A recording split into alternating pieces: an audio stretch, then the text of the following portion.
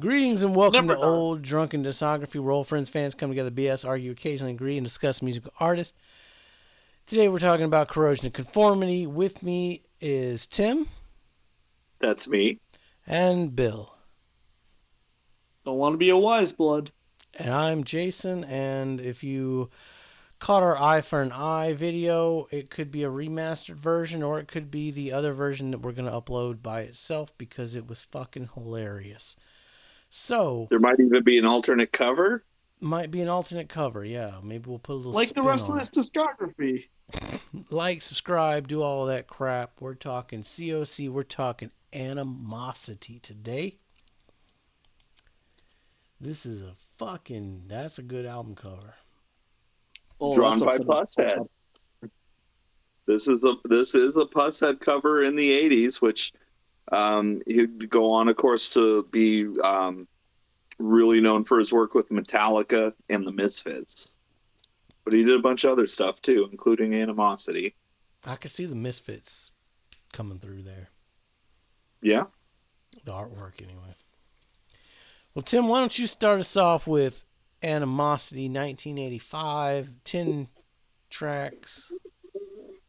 10 tracks. If you got a vinyl copy or a cassette copy, side one and side two were recorded at two different places, so they got two kind of different sounds. You even get which one is it here? Is it? Yeah, no, this is a great album. It's 1985 was a magical year, I think, in the American underground, every genre, and this is going to definitely fall into that. Some fun stuff with the artwork before I even get into the album. Of course, Pushead did the cover, and in 1985, you got Woody's wearing a Slayer shirt. And Slayer's release in 1985, Hell Awaits, Jeff's wearing a COC shirt. So you could almost point to this artwork as the moment crossover began. Because Suicidal Tendencies already had their first album out by now, but Join the Army was 87.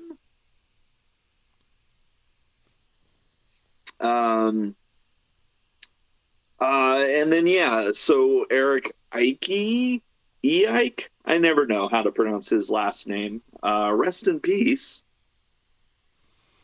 He's gone, and they're down to a three-piece. We're down to just the core of this band, which is Mike Dean on bass and vocals, Woody on guitar, and Reed Mullen, also rest in peace, on drums.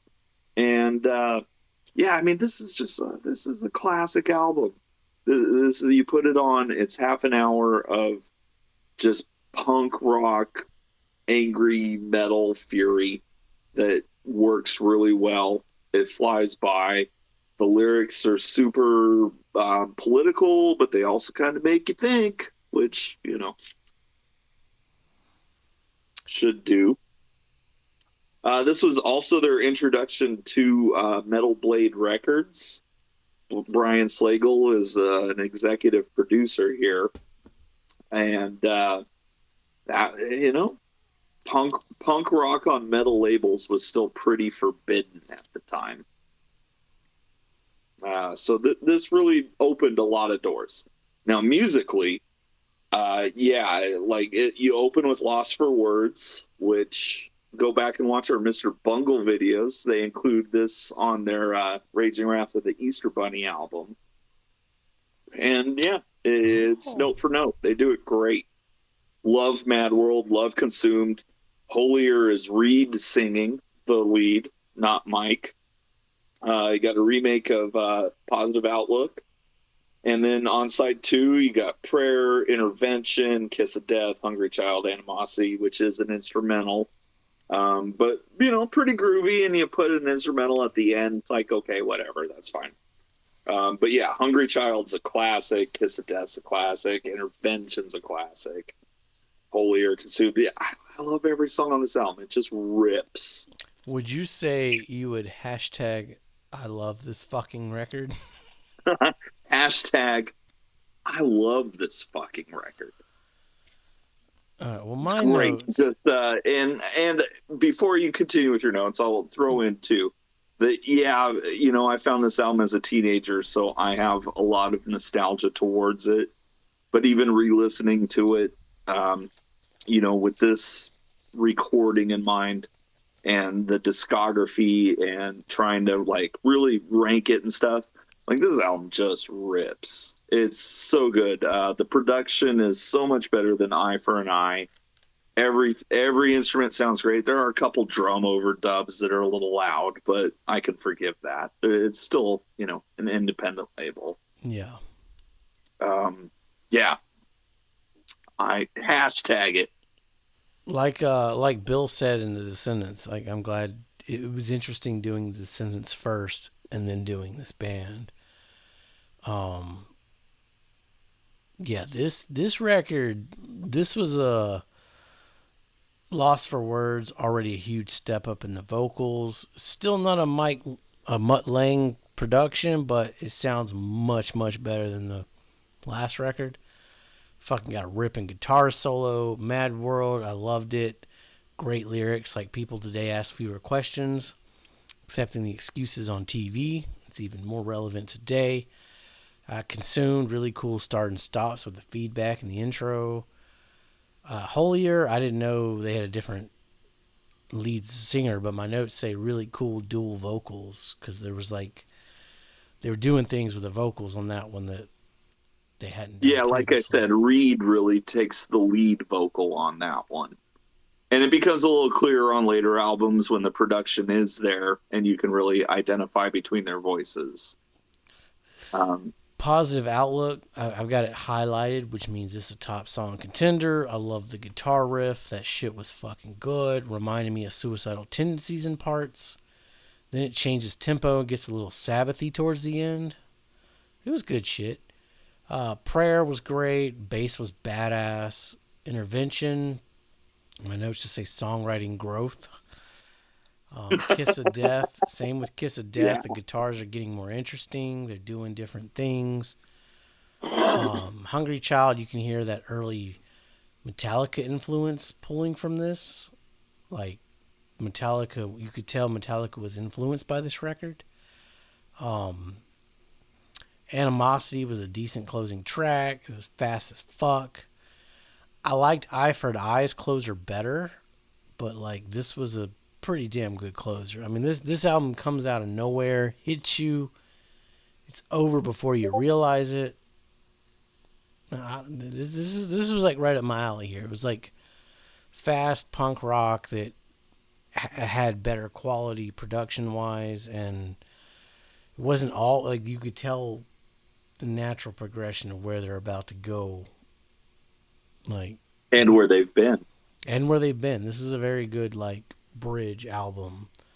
I like this one. This was a good one. Mm-hmm. And I know Bill Bill's gonna be completely opposite of me is on like, this one. throw out the I garbage. actually, Jason, I'm basically right on par with you. I'll say this, my overall note on this album, holy shit, not a knockoff Descendants album. Although it is short, because if I remember right, this is their shortest album they have in their entire discography. Um, Lost for Words, my note, holy shit, they actually care about the vocals. Um, I'm not sure about how they lengthened it, but it kind of works. Like, say it's the shortest album, but how they like did each song lengthwise, I feel like it really worked throughout this Sure. album. Yeah. Mad World, it isn't Tear for Fears, which is my favorite Mad World album song, I'll be honest. But the lyrics are still dope, and I say they still apply to today. Um, Consumed, there we go. That's what I'm trying to write. Uh my note was back to shitty shit. I wasn't a fan of that song. Holier, I like the demonic. undertones and the guitars in that album. Positive outlook, my note was better than the first album, which I absolutely agree with. Yeah. Uh, prayer, it's all right. Um, oh, I won't read my notes for that one because I can't read it. Intervention. Kisses intervention, yeah, but why reset back fully? I think that's what I wrote. Sometimes, I mean, Probably I run something across that all the time with my notes. Sometimes you fucked up when you write your notes, and you can't read them when you're fucked up in a different day. It It happens. happens. Kiss of Death, I'll note this was the single instrumental, but it actually different. And then it kind of works, and then you got some vocals coming back again. Um, I like how it was dynamic inside of that song. Um, Hungry Child, we get it. The child is hungry. You don't need to keep singing it. Title track, I actually like the instrumentals on that one again. And it's the vocals inside of it are actually pretty damn good when you really listen to it. So that's the thing, big thing what I took away from this album compared to the last album. They actually cared about the vocals. You actually had the vocals come through and say something meaningful rather than just repeating the same sentence again and again and again, like they did in Hungry Child in this album. Hungry Child is the anomaly, but the production was significantly better, and you actually had a lot better sounds coming through in this album. I like it when bands take the album cover. I think No Use for a Name did it too. Like they take their logo and just kind of like, the first one it's like bam right there, but this one it's like off to the side in the hand. That's a nice touch. Sure, sure. I like that shit. I'll be honest, I think of God, is it Leprechaun or what is the horror movie I'm trying to think of where it reminds me of it. Well, it's Fucking certainly not Leprechaun because that's a comedy. Are you thinking the Gate where he has the eyeball in the hand? it might be well, Leprechaun's a horror comedy to be fair. I think Yeah. that's what I think of when I look at this album cover. I mean, Back to the Hood. It used to give me chills. Now the first I love Leprechaun. Shout out Leprechaun's actually Warwick Davis. yeah, Come on the show and Leprechaun. tell us what you think about Corrosion of Conformity. Damn right. It reminds me of that time I played an Ewok. It would, Tim. It would. So many things do. Because I'm still playing an Ewok now. So On the flip side of that, you got Technocracy, which is this was extra credit. We're not ranking this one, but it's a notable. This was Tim's pick. this is a notable release He for laid sure. out what was notable and what wasn't. And so much like Bill was saying, yeah, of course they care about the vocals. You can't you don't knock a home run out your first album. So they bring in a guy who actually kind of sounds a little bit like Milo from The Descendants, named Simon Bob Sinister. And they record this EP. Now, the cover you're looking at, the pressing I'm holding up, these are reissues that have a whole second side where the album's repeated, but with Mike singing, which is kind of a theme in these early 80s Corrosion of Conformity releases is no matter who's singing, at some point Mike sang it, and it's probably better. That being said, though, like you get a remake of Hungry Child on here, and of course, again, if you're the title track though, Technocracy, awesome. Happily Ever After, I don't care who sings it, that's a top song contender. Crawling is great, and Milking the Sick Farce, the Bleu, is a great bridge for the reissue because it's just like a dumb little instrumental, which again was very popular at the time. But it breaks it up where, like, yeah, side A is Simon Bob and side B is Mike. Um, Originally released in 1987. So this is a weird window as far as hardcore goes. Like, crossover is now very much a thing, and grunge is starting to pop up a little bit, and all that shit's going on. But Corrosion of Conformity is just kind of not having it, so they kind of actually break up during, like, after this. And you can kind of hear that in the songs a little bit, but I do also think this rips. Back in the day, my nostalgia story, of course, is my first car had a cassette player in it, and a 60-minute cassette, you could fit Animosity on side A and Technocracy on side B, and just drive around all day long, which I did. I think it complements. I think it shows growth from Animosity. Even like the production on here is even better. The Yeah. songwriting is very much in the same vein, though. And so, if you like Animosity and you haven't heard Technocracy, do yourself the favor. I did. Based on your recommended, like, you got to hear this record if you like this. I did listen to this one, and I didn't take notes because it went by so fucking fast. I mean, it just blew by, and I was like, wow, that was Well, and pretty this is the intense. one that actually popped in my head a lot when we did the Descendants. Yeah, They're I could see it. very similar in approach, and I'm not necessarily saying they're copying each other, but I think it's pretty clear at that point that they both kind of toured the country and have integrated themselves into the punk rock scene in America, which by '87 was getting very homogenized. All right. Well, yeah, You, side A has Jason? a different singer that is does sound a lot like Milo. So it's a little poppier, but yeah, it's very very Animosity. It's still punk rock. There are some metal tendencies going on here. It's a fun album. And yeah, couple top song contenders. Yeah, if you liked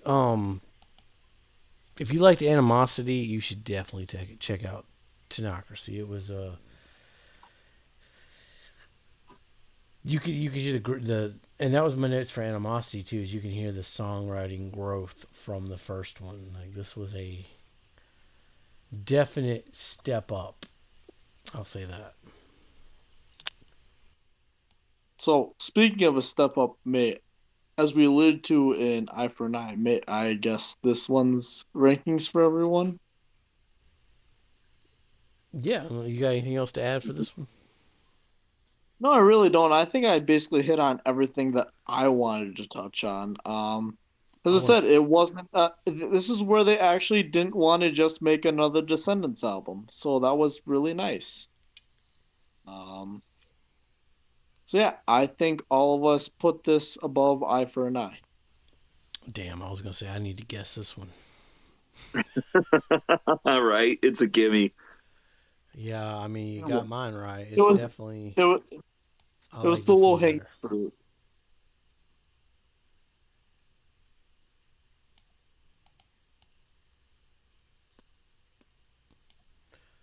All right, you guessed mine. Tim, did he guess Same. yours? Yep, He took the easy one. You son of a he did. bitch. That's all right. Hey, you It'll told me come I back had this around. one based on the last video, which may or may not be the actual last video. Well, yeah, we'll see if we got to re-record that shit show. I don't Either think we way, do. that shit show is gonna the fan, our 374 subscribers will see that shit show. Whether we count it as a real album or not, we'll see. A real video. Yeah, Animosity. I like that one. That was a fucking. My final note said really like this album. You can hear them growing in writing and composition. The production's better. It's not great, but it's better. The vocals were much cleaner than I I dug it. So no first album bias. No first album bias on this one. Not for me, anyway. No, no. The next one's going to be an interesting one because we're going to be talking about Blind. And Tim put that bitch in the meat grinder. If you haven't checked that out, go watch our album of the decade for the 1990s. Blind will be in the grinder. Will it get any votes? That's to be There's only seen. one way to vote with Blind. That's Blind. We ain't talking no corn, Blind. All right, be safe, make good decisions. I'm talking about a revolution.